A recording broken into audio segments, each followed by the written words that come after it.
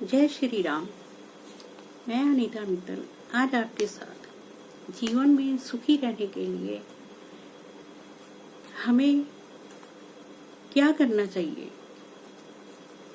क्योंकि अगर कोई भी व्यक्ति हमारी निंदा करता है तो हमें बड़ा बुरा लगता है। लेकिन कहते हैं कि अगर कोई व्यक्ति हमारी निंदा करता है तो वो हमारे पाप कर्म अपने ऊपर लेता है और अपने पुण्य कर्म हमें देता है। तो हमें उसकी निंदा शांति से सुन लेनी चाहिए और उसमें भी परमात्मा का संकेत समझकर अपने अवगुणों को दूर करने का प्रयत्न करना चाहिए। कहते हैं सुखी रहने के लिए कम खाओ गम खाओ, लेकिन मनुष्य सब कुछ खा जाता है लेकिन गम नहीं खा सकता, क्रोध नहीं सहन कर सकता, क्योंकि कुछ मनुष्यों का स्वभाव ही होता है कि वह निंदा रस में डूबे बिना भोजन का आनंद नहीं ले सकते। वो जब तक दिन में इस निंदा रस को नहीं पा लेते उन्हें शांति नहीं मिलती। इस दुनिया ने किसी को नहीं छोड़ा,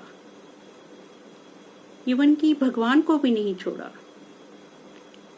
रामायण में रावण ने विभीषण का और भागवत में दुर्योधन ने विदुर जी का अपमान किया, जिसका परिणाम दोनों ही नष्ट हो गए। तो हमें हमारे कुटुंब में भी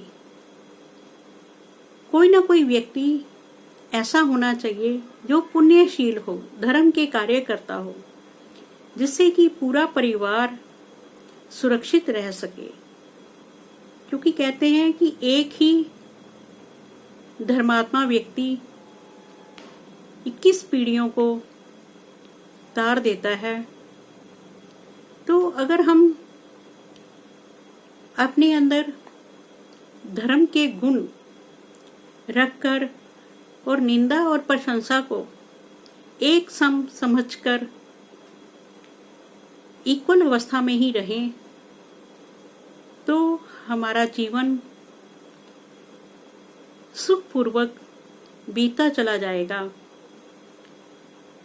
क्योंकि रामायण में विभीषण ने जब रावण को त्यागा तभी उनके विनाश का काम शुरू हो गया। और ऐसे ही जब विदुर जी ने दुर्योधन को त्यागा तो कौरवों का नाश हो गया। क्योंकि दुर्जन व्यक्ति हमेशा नकारात्मक ही बातें कर दूसरों के पाप भी अपने सिर इकट्ठा कर लेते हैं। उनको ये भान ही नहीं रहता कि वो अपने पुण्य कर्म खत्म कर रहे हैं। तो हमें अपने जीवन में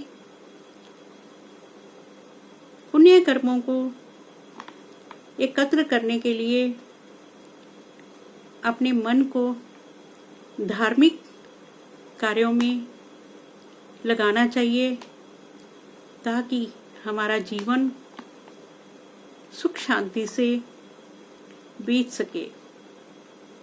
जय श्री राम। पता नहीं सही बनी होगी।